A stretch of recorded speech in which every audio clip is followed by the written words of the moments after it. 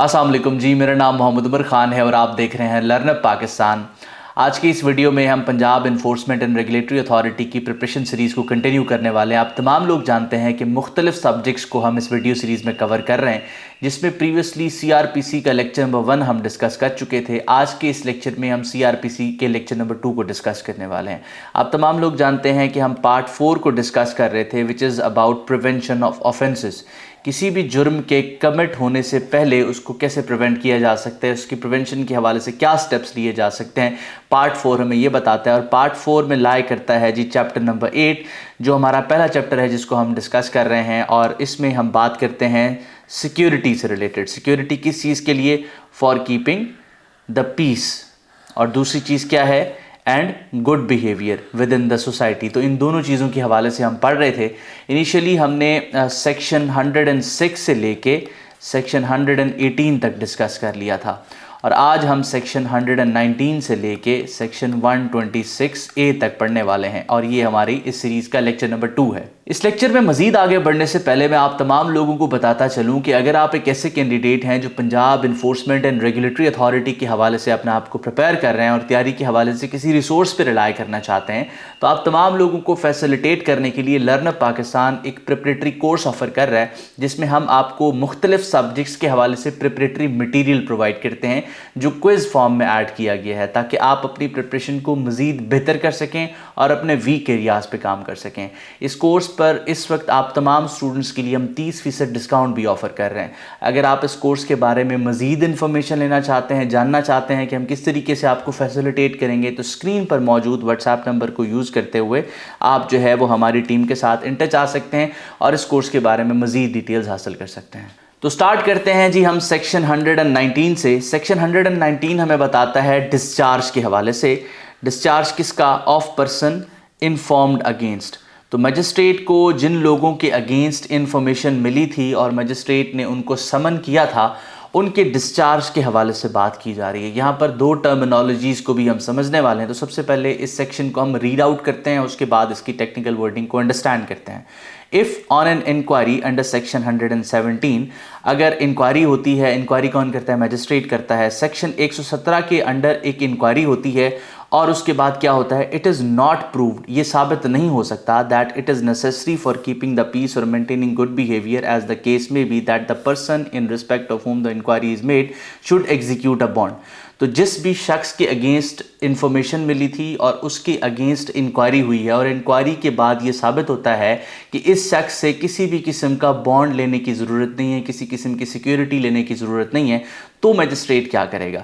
The magistrate shell make an entry on the record to the effect, and if such person is in custody only for the purpose of the inquiry shall release him, or if such person is not in custody shall discharge him। तो अब होता क्या है कि magistrate को जो है वो एक इन्फॉर्मेशन मिलती है और इन्फॉर्मेशन मिलती है कि फ़लाँ शख्स जो है वो कोई ऑफेंस कमिट कर सकता है, या फ़लाँ शख्स जो है इससे ख़तरा है माशरे को कि ये पीस मेंटेन नहीं करेगा। तो जब ऐसी इन्फॉर्मेशन मिलने के बाद इंक्वायरी कंडक्ट की जाती है, तो इंक्वायरी कंडक्ट करने के बाद पता चलता है कि वो इन्फॉर्मेशन झूठी थी, या जिस शख्स के ख़िलाफ़ इंक्वायरी की गई है वो किसी किस्म का ऑफेंस ना तो कमिट करेगा और ना ही माशरे को जो है उस शख्स से किसी किस्म का थ्रेट है। तो अब अगर वो शख्स जो है वो कस्टडी में है, तो उस शख्स को फ़ौरन रिलीज़ कर दिया जाएगा, उस कस्टडी से रिलीज़ कर दिया जाएगा। और इन केस उस शख्स को आपने कस्टडी में नहीं लिया हुआ, तो आप जो है उसको डिस्चार्ज कर देंगे, उस केस को आप ख़त्म कर देंगे। और ये डिस्चार्ज जो है ये कंडीशनल भी बाज़ दफ़ा होता है कि फ्यूचर में अगर दोबारा से ऐसी कोई इन्फॉर्मेशन मिलती है और वो इन्फॉर्मेशन क्रेडिबल होती है, तो इस डिस्चार्ज को ख़त्म किया जा सकता है, या किसी कंडीशन पर अगर उसको डिस्चार्ज किया जाता है तो उस कंडीशन के फुलफ़िल ना होने के बाद जो है वो मजिस्ट्रेट दोबारा से उस डिस्चार्ज को कैंसिल भी कर सकता है। तो हमने यहाँ पर ये इस सेक्शन के अंडर आप तमाम लोगों के लिए समझना ये ज़रूरी है कि मैजिस्ट्रेट को जो प्रीवियसली हम सेक्शंस में पढ़ते रहे हैं कि कोई इन्फॉर्मेशन मिलती है और उस इन्फॉर्मेशन की बेसिस पे वो बॉन्ड साइन करवाता है या श्योरिटीज़ उससे डिमांड करता है। तो यहाँ ये बताया जा रहा है कि उस इन्फॉर्मेशन पर जब इंक्वायरी कंडक्ट हो और इंक्वायरी के बाद पता चले कि वो इन्फॉर्मेशन झूठी है या उस शख्स से किसी किस्म का ख़तरा जो है वो नहीं है, तो अब इस सूरत में उस शख्स को अगर वो कस्टडी में है तो रिलीज़ कर दिया जाएगा, कस्टडी में नहीं है तो डिस्चार्ज कर दिया जाएगा। देन हम सेक्शन 120 की तरफ बढ़ते हैं, और सेक्शन 120 हमें बताता है कमेंसमेंट के बारे में। कमेंसमेंट आगाज़ होना किस चीज़ का? उस पीरियड का for which security is required. तो जब से सिक्योरिटी रिक्वायर्ड है उस पीरियड की कमेंसमेंट के हवाले से बात की जा रही है। So if any person in respect of whom an order requiring security is made under section 106 or section 118 is at the time such order is made sentenced to or undergoing a sentence of imprisonment, the term for which such security is required shall commence on the expiration of such sentence। तो यहाँ कहा जाता है कि section 106 या 118 के under अगर कोई ऑर्डर पास होता है और किसी शख्स को सिक्योरिटी जो है देने के लिए कहा जाता है, सिक्योरिटी जो है वो रिक्वायर की जाती है उस शख्स से अदालत की तरफ से, और वो शख्स जो है वो जेल में है और जेल में किसी सज़ा को काट रहा है, तो अब वो सिक्योरिटी का जो पीरियड है वो स्टार्ट होगा जैसे ही वो उस अपनी सज़ा को मुकम्मल करके अपनी जेल से बाहर आएगा। तो यहाँ उस पीरियड के हवाले से बात की जा रही है। उसके बाद in other cases such period shall commence on the date of such order unless the magistrate for sufficient reason fixes a later date. इसके अलावा तमाम की तमाम सूरतों में जो आपकी सिक्योरिटी का पीरियड है वो फ़ौरन ऑर्डर पास होने के फ़ौरन बाद स्टार्ट हो जाएगा। यहाँ सिंपल ये बात की गई है। और यहाँ एक एक्सेप्शन भी बताई गई है कि अगर मजिस्ट्रेट चाहे तो उस पीरियड को एक्सटेंड करके एक मखसूस तारीख के बारे में बता सकता है कि इस तारीख से जो है वो आपकी सिक्योरिटी का पीरियड जो है वो स्टार्ट होगा।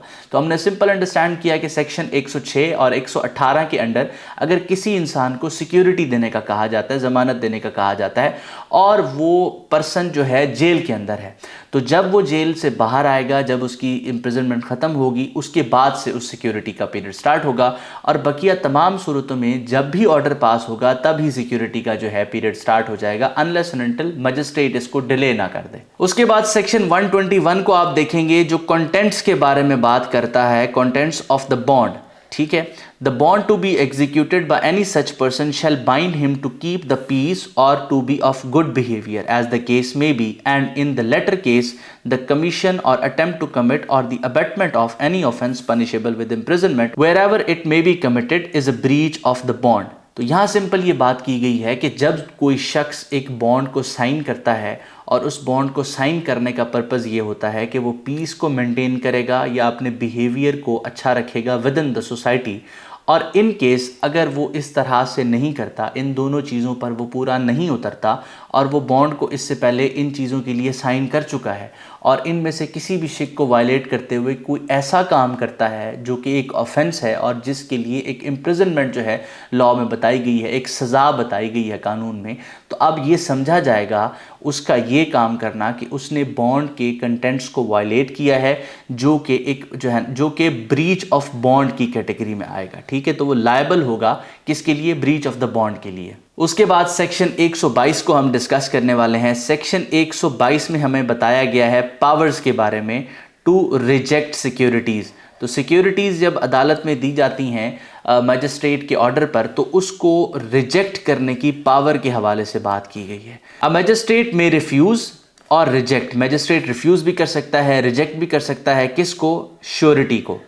क्यों कर सकता है? If they find surety unfit for the bond, अगर वो किसी भी बॉन्ड के लिए श्योरिटी को अनफिट कंसीडर करे तो मजिस्ट्रेट रिफ्यूज़ भी कर सकता है श्योरिटी को और रिजेक्ट भी कर सकता है। उसके बाद बिफोर रिफ्यूज़ल, रिफ्यूज़ करने से पहले, और रिजेक्शन, रिजेक्ट करने से पहले, the magistrate must conduct an inquiry, magistrate एक इंक्वायरी करेगा ऑन ओथ और assign a subordinate magistrate to do so and submit a report. तो उस श्योरिटी को रिजेक्ट करने से पहले, रिफ्यूज़ करने से पहले मजिस्ट्रेट एक इंक्वायरी करेगा और उसको उस इंक्वायरी की बेसिस पे रीजंस रिकॉर्ड करेगा, और इन केस मजिस्ट्रेट चाहे तो अपने सबऑर्डिनेट मजिस्ट्रेट को भी ये करने को कह सकता है और रिपोर्ट सबमिट करने को कह सकता है। Then reasonable notice must be given to both the surety and the person who offered the surety. तो श्योरिटी को रिजेक्ट करने से पहले या रिफ्यूज़ करने से पहले एक रीजनेबल टाइम का नोटिस दिया जाएगा उस शख्स को जो एज अ श्योरिटी आ रहा है और उस शख्स को जो श्योरिटी को प्रेजेंट कर रहा है before the court of law. The magistrate shall record the evidence during the inquiry. तो मजिस्ट्रेट जो है ये जो इंक्वायरी कंडक्ट करेगा टू रिजेक्ट और रिफ्यूज़ द श्योरिटी, उसके लिए एविडेंस को रिकॉर्ड करेगा। और if the magistrate finds the surety unfit they must issue an order with recorded reason. और इन केस मजिस्ट्रेट को लगता है कि ये श्योरिटी जो है अनफिट है, इस जिसकी बेसिस पे उसको रिफ्यूज़ या जो है रिजेक्ट किया जा रहा है, तो उसकी रीजंस वो रिकॉर्ड करेगा कि क्यों वो अनफिट है। If rejecting a previously accepted surety the magistrate must summon or bring the bond before the court. तो अगर इन केस कोई ऐसी श्योरिटी है जो प्रीवियसली कोर्ट की तरफ से एक्सेप्ट कर ली गई है और आफ्टरवर्ड्स उस श्योरिटी को रिजेक्ट किया जा रहा है, तो ऐसी सूरत में मजिस्ट्रेट जिस पर्सन की तरफ से वो श्योरिटी दी गई है उसको एक रीजनेबल नोटिस देगा, उसको कॉल अप करेगा, देन उसको जो है वो रिजेक्ट करेगा। उसके बाद बात की जा रही है सेक्शन 123 में इम्प्रिजनमेंट के बारे में इन डिफॉल्ट ऑफ श्योरिटी। तो श्योरिटी देने का कहा जाता है और श्योरिटी नहीं दी जाती तो उस सूरत में जो इम्प्रिजनमेंट दी जा सकती है उसके बारे में सेक्शन 123 में बताता है। If a person fails to provide security under section 106 and 118 they shall be imprisonment until the security is given or the period expires। तो जितने पीरियड के लिए सिक्योरिटी देने के लिए कहा गया है, या तो उस पीरियड से पहले जब सिक्योरिटी दे दी जाएगी तो फॉरेन इम्प्रिजनमेंट खत्म हो जाएगी, या जिस पीरियड के लिए सिक्योरिटी देने को कहा गया, फॉर एग्जांपल किसी को कहा गया कि 1 साल के लिए सिक्योरिटी दें, तो अगर जब तक वो सिक्योरिटी नहीं देता 1 साल से पहले, तब तक वो इम्प्रिजनमेंट में रहेगा, सजा में रहेगा।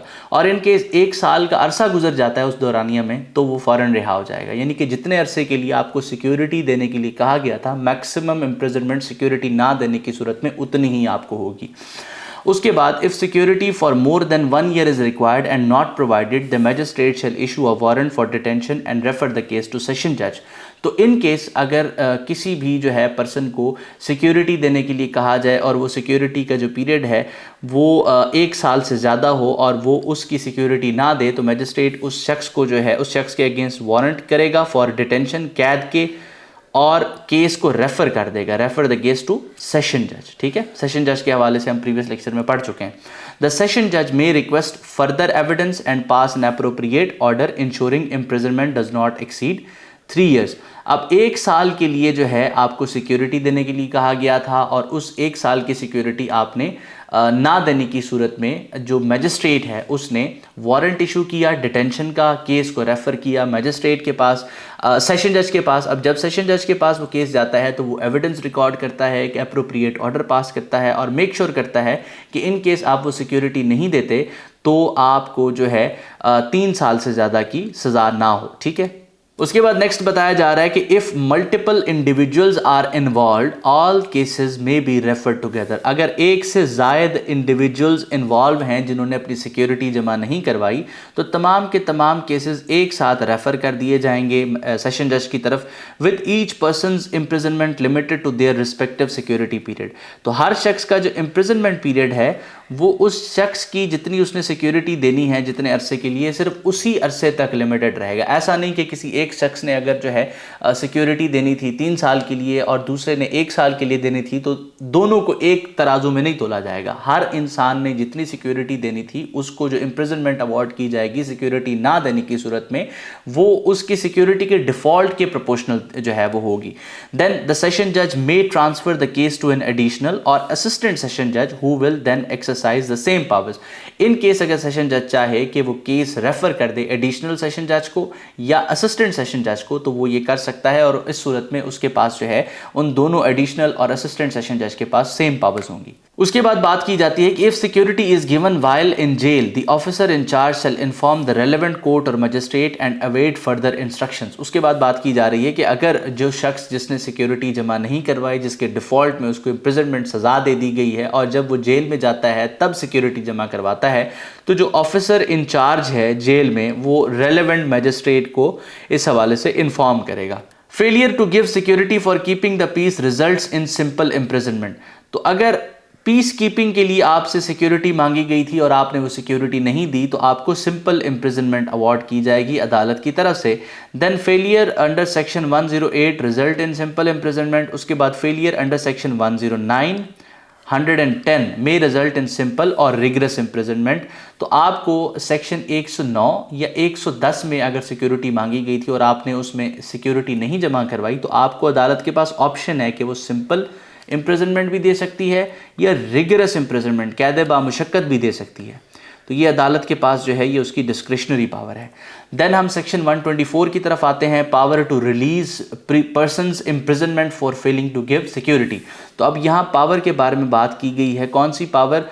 Release prisoners imprisonment for failing to give security. वो शख्स जिनको अदालत ने हुक्म किया था कि वो सिक्योरिटी दें बट वो सिक्योरिटी नहीं दे पाते, तो उनको रिलीज़ करने की पावर के हवाले से बात की जा रही है। द सेशन जज may order the release of a person imprisonment for failing to provide security if they no longer pose a risk to the community. तो सेशन जज क्या कर सकता है? ऑर्डर कर सकता है रिलीज़ का उन लोगों का, उन अशखास का जिनको सिक्योरिटी प्रोवाइड करनी थी, और अगर वो सिक्योरिटी नहीं देते और अब उनसे किसी किस्म का ख़तरा कम्युनिटी को नहीं है। बिकॉज उनसे सिक्योरिटी क्यों मांगी गई थी? क्योंकि वो सिक्योरिटी इसलिए मांगी गई थी कि वो माशरे के लिए एक ख़तरा थे, माशरे में एक ऑफेंस कमिट कर सकते थे, माशरे के पीस को डिस्टर्ब कर सकते थे। अब अगर कम्युनिटी को उनसे किसी किस्म का ख़तरा नहीं है तो उनको रिलीज़ किया जा सकता है। द सेशन जज may also reduce the security amount. Session जज चाहे तो सिक्योरिटी की अमाउंट को, ज़मानत की अमाउंट को रिड्यूस कर सकता है। नंबर ऑफ़ श्योरिटीज़, जितने जामिन चाहिए उनके नंबर को रिड्यूस कर सकता है। और required duration unless the order was issued by higher court. अगर हायर कोर्ट्स की तरफ से किसी किस्म का ऑर्डर किया गया है तो उसको मद्देनजर रखते हुए सेशन जज चाहे तो सिक्योरिटी की अमाउंट को रिड्यूस कर सकता है, श्योरिटी के नंबर को भी रिड्यूस कर सकता है। A release order may be unconditional or subject to conditions accepted by the person but conditions ceases to apply once the security periods end. तो वो कहता है कि जो रिलीज ऑर्डर है वो हो सकता है कि अनकंडीशनल हो, बगैर किसी शर्त के हो, और हो सकता है कि वो कुछ शराइत के साथ हो, कंडीशनल्स हो। और ये जो कंडीशनल ऑर्डर है ये ख़त्म हो जाएगा जब सिक्योरिटी का पीरियड एंड हो जाएगा। फॉर एग्जांपल किसी को कहा गया था कि 2 साल के लिए सिक्योरिटी जमा करवाए, तो वो जब वो पीरियड सिक्योरिटी का एंड हो जाएगा तो फ़ौरन जो कंडीशंस उसके ऊपर इम्पोज की गई होंगी तो वो भी ख़त्म हो जाएंगी। द प्रोविंशियल गवर्नमेंट में set conditions for conditional discharge. तो कंडीशनल डिस्चार्ज जो करता है मैजिस्ट्रेट या सेशन जज, तो उसके लिए जो कंडीशंस रिक्वायर होंगी वो प्रोविंशियल गवर्नमेंट अगर चाहे तो उस हवाले से उन कंडीशंस को सेट कर सकती है। If a discharge person fails to meet the condition the session जज में कैंसिल द डिस्चार्ज। तो अगर किसी शख्स को डिस्चार्ज किया गया है किसकी तरफ से? सेशन जज की तरफ से, और उन कंडीशंस पर वो फुलफिल नहीं उन कंडीशंस को फुलफिल नहीं करता, क्योंकि आपको मैंने बताया कि डिस्चार्ज कंडीशनल भी हो सकता है, अनकंडीशनल भी हो सकता है, और इन केस ये डिस्चार्ज कंडीशनल था और वो कंडीशंस फुलफिल नहीं कर रहा तो ये डिस्चार्ज कैंसिल भी किया जा सकता है। Then upon cancellation the person may be arrested without a warrant and presented before session judge। तो जो शख्स है जो कंडीशंस फुलफिल नहीं करता उसकी कैंसलेशन जो है उसकी डिस्चार्ज की वो करने के बाद उसको अरेस्ट किया जा सकता है without a warrant. If security is not provided for the remaining period the person shall be sent back to prison for unexpired term. For example किसी शख्स का डिस्चार्ज कैंसिल कर दिया जाता है और उसके पास 6 महीने का या 8 महीने का पीरियड रहता था जिसके लिए उससे पहले सिक्योरिटी दरकार की गई थी, और अब उसका डिस्चार्ज कैंसिल कर दिया गया है, कंडीशनल डिस्चार्ज था। अब उसको रिक्वायर किया जाता है मजिस्ट्रेट या सेशन जज की तरफ से कि वो सिक्योरिटी जमा करवाए 6 महीने या 8 महीने के लिए, और अगर वो फॉर एग्जांपल उसको जो है वो फुलफिल नहीं करता उस कंडीशन को तो दोबारा उसको प्रिजन में भेजा जा सकता है। The person may be released any time upon furnishing the required security the relevant court or magistrate. और जब भी वो शख्स जो है वो जितनी भी सिक्योरिटी रिक्वायर हो वो अगर डिपॉजिट करवा देता है तो अदालत की तरफ से रिलेवेंट मजिस्ट्रेट या कोर्ट की तरफ से उसको रिलीज किया जा सकता है। उसके बाद बात की जा रही है power of district magistrate. District magistrate काट के आप सेशन जज कर लेंगे, ठीक है। पावर ऑफ सेशन जज to cancel any bond for keeping the peace और गुड बिहेवियर।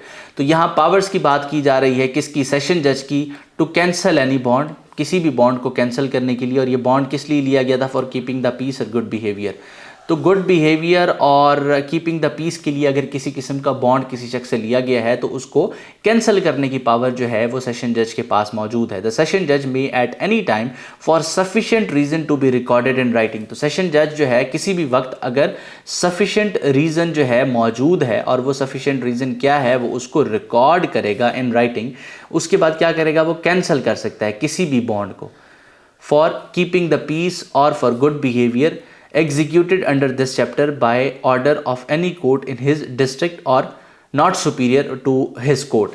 तो मैं जो डिस्ट्रिक्ट एंड सेशन जज है वो क्या कर सकता है, डिस्ट्रिक्ट एंड सेशन जज के पास ये पावर मौजूद है कि इस चैप्टर के अंदर किसी भी ऐसी कोर्ट ने जो इसके सबऑर्डिनेट है, जो इसके मातहत है, अगर कोई ऐसा ऑर्डर पास किया है जिसके थ्रू किसी भी शख्स से उसने एक बॉन्ड एग्जीक्यूट करवाया, साइन करवाया है, तो उस बॉन्ड को जो साइंड बॉन्ड है उसको कैंसिल करने की जो पावर है वो सेशन जज के पास मौजूद है, अनलेस एंड अनटिल वो जो कोर्ट है जिसने बॉन्ड जो है ना उससे साइन करवाया, एग्जीक्यूट करवाया, वो सुपीरियर कोर्ट नहीं है। तो जो भी इसके सबऑर्डिनेट कोर्ट्स हैं उनकी हद तक जो है सेशन जज जो है वो ये पावर्स एक्सरसाइज कर सकता है। उसके बाद बात करते हैं सेक्शन 126 के हवाले से। सेक्शन 126 डिस्चार्ज ऑफ श्योरिटीज के हवाले से बात करता है, तो इसको सिंपल हम रीड कर लेते हैं। Any surety for the peaceable conduct or good behaviour of another person may at any time apply to the concern magistrate of the first class to cancel any bond executed under this chapter within the local limits of his jurisdiction. For an example, एक शख्स जो है किसी दूसरे शख्स की जमानत देता है, एक श्योरिटी के तौर पर अपने आप को अदालत के सामने पेश करता है, और फ्यूचर में उसको लगता है कि जिस शख्स के लिए उसने श्योरिटी दी है, जमानत दी है,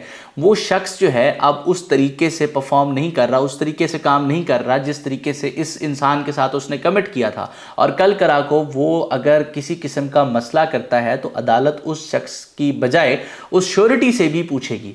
तो अब ये श्योरिटी अदालत में जा सकता है, magistrate of the first class के पास जा सकता है और अपनी श्योरिटी की कैंसलेशन के हवाले से अप्लाई कर सकता है, और अदालत उसके बाद क्या करती है, on such application being made the magistrate shall issue his summons or warrants as he thinks fit, requiring the person for whom such surety is bound to appear or to be brought before him। तो अब magistrate क्या करेगा कि उस शख्स को समन करेगा, उसके वारंट इशू करेगा जिस शख्स के लिए ये श्योरिटी जो है आके अदालत के सामने अपने आप को एज अ श्योरिटी प्रेजेंट कर गया था। इस बात को बड़े आसान तरीके से हम समझते हैं कि फॉर एग्जांपल एक शख्स है जिससे माशरे को ये ख़तरा था कि ये कोई ऑफेंस कमिट कर सकता है, अदालत उसको बुलाती है और कहती है कि अपनी ज़मानत दें, श्योरिटी दें, तो वो एक शख्स को लेके आता है, वो शख्स अदालत में उसकी श्योरिटी दे देता है, अब अदालत इसको जो है वो रिलीज़ कर देती है।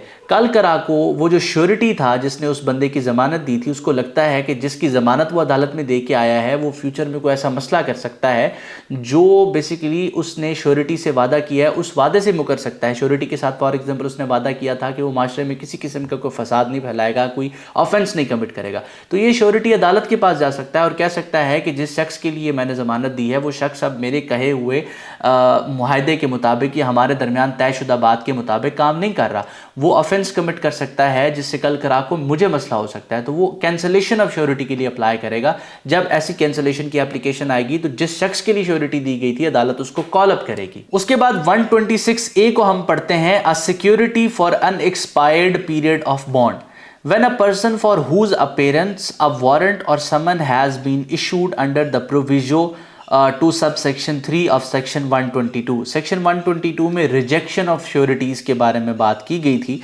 सेक्शन 122 को आपको मैं यहाँ दिखा देता हूँ। सेक्शन 122 में पावर टू रिजेक्ट श्योरिटीज़, ये मैजिस्ट्रेट की पावर थी कि वो रिफ्यूज़ और रिजेक्ट कर सकता था श्योरिटीज़ को, तो सेक्शन 122 का हवाला दिया गया है। उसके बाद सेक्शन 126 का हवाला दिया गया है जहाँ पर जो श्योरिटी था वो अप्लाई करता है अदालत में कि जी मैं इसकी जो है वो श्योरिटी नहीं देना चाहता किसी मखसूस शख्स की, तो अब जो है ऐसे शख्स को समन किया जाता है या वारंट किया जाता है कि वो अदालत के सामने पेश हो। अपेयर और is bought before him the magistrate shell cancel the bond executed by such person. तो मैजिस्ट्रेट जो है उस शख्स की तरफ से जो बॉन्ड एग्जीक्यूटेड होता है उसको कैंसिल कर देता है। And shall order such person, और जिसको मैजिस्ट्रेट के सामने एक वारंट या समन के थ्रू लेके आया गया है जिसकी श्योरिटीज और सिक्योरिटीज कैंसिल की गई हैं, उसको ऑर्डर करता है to give for the unexpired portion of the term of such bond fresh security of the same description as the original security. तो मैजिस्ट्रेट उसको ऑर्डर करता है कि एक unexpired portion of the term के लिए वो फ्रेश सिक्योरिटीज दे और उन्हीं टर्म्स पर दे जिन टर्म्स पर प्रीवियसली उसको ऑर्डर किया गया था। Every such order shall for the purpose of section 121, 122, 123, 124 be deemed to an order made under section 106 and 118। ये एक टेक्निकल चीज़ है कि 121, 122, 123 और 124 के अंडर जितने भी ऑर्डर्स होंगे उनको इसी तरीके से ट्रीट किया जाएगा कि वो 106 और 118 के अंडर जो है वो ऑर्डर पास हुए हैं। तो ये था हमारा चैप्टर नंबर 8 जिसमें हमने डिस्कस किया कि किस तरीके से सिक्योरिटीज़ को एग्जीक्यूट किया जा सकता है फॉर कीपिंग द पीस और good behaviour within the society, और ये चैप्टर 8 पार्ट 4 में लाई करता है, जिसका प्राइमरी पर्पस था प्रिवेंशन ऑफ ऑफेंसेस। मैं उम्मीद करता हूँ ये लेक्चर आपके लिए हेल्पफुल रहा है। इस तरह की मजीद वीडियोस देखने के लिए लर्न पाकिस्तान की कम्युनिटी के साथ इन टच रहें और कोशिश करें इन लेक्चर्स को अपने दोस्तों के साथ भी शेयर करें ताकि वो भी इससे मुस्तफ़ीद हो सकें। अल्लाह आपका हामी और नासिर हो। हमेशा आप तमाम स्टूडेंट्स की कामयाबी के लिए दुआ गो। उमर खान और उसकी टीम। अल्लाह हाफ़िज़।